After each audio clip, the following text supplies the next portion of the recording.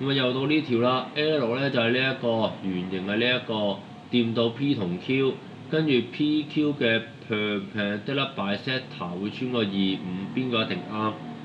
好，畫個圖先。咁即係亂咁有一條線啦，OK。咁跟住圓形方程有，圓形方程有，不如揾圓心先啦。圓心係除負2除負2，即係-10同埋正9。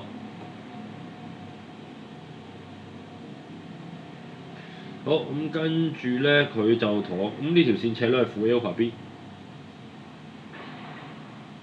佢話有條線垂直平分。好，咁呢條咧就會穿過25啊！嗱，唔知係邊個亂嚟㗎？喂，咁我計斜率嘅喎，咁咪斜率啊9減5啊，跟住係-10減2啊，咁啊乘呢個負 A over B 咧就等於負1，因為佢哋兩個垂直。執啦，呢個係4，呢個係-12，負 A over B等於負1。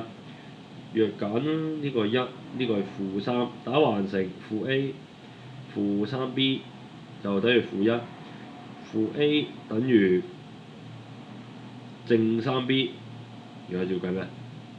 哦，掉晒一邊，咁啊掉埋個 A 過嚟啦，咁你就會計到咧 A 加 3B 咧就等於0啦 ，A 加 3B 等於0，咁啊答案 A for A 啊，A 啊，圈唔到喎，咩料啊？啊 A 啊，答案 A 啊，對啦。